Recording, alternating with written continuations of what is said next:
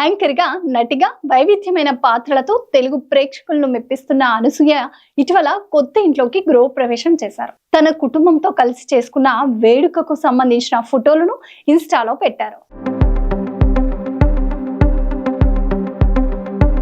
ఆ సీతారామ ఆంజనేయ కృపతో, మా తల్లిదండ్రుల ఆశీర్వాదంతో, మీ అందరి ప్రేమతో మా జీవితంలో మరో అధ్యాయం. కొత్త ఇంటి పేరు శ్రీరామ సంజీవని అంటూ అనసూయ ఫోటోలను షేర్ చేసుకున్నారు. తాజాగా మరో ఆసక్తికర పోస్ట్ ను పంచుకున్నారు. తన ఇంటికి తమ దైవం ఆంజనేయ స్వామి వచ్చారంటూ భావోద్వేగానికి గురవుతూ ఇన్స్టాలో సుదీర్ఘ పోస్ట్ పెట్టారు.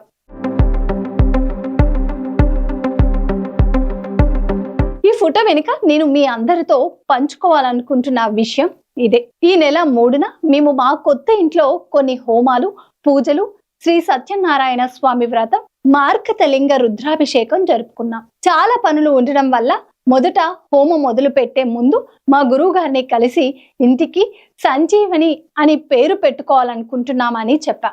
ఆయన 30 సెకండ్లు కళ్ళు మూసుకొని శ్రీరామ సంజీవని అని పెట్టు అన్నారు.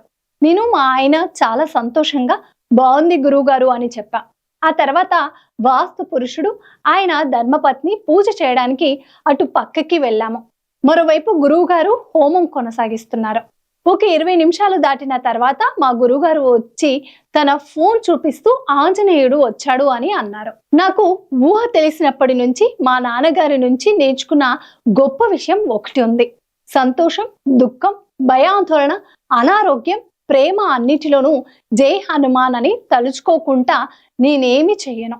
నాన్నకన్నా తండ్రి తర్వాత ఆ హనుమంతుడినే నా తండ్రిగా భావిస్తానని నా ఆప్తులందరికీ తెలుసు. నా పెద్ద కొడుక్కి శౌర్య అని ఆయన పేరు పెట్టుకున్నాం. అగ్నిదేవుడికి, ముక్కోటి దేవతలకు వార్తాహరుడు అని అంటారు. అందుకే ఏ దేవుడికి ఏమైనా గట్టిగా చెప్పుకోవాలన్నా హోమం ద్వారా చెప్పుకుంటాం.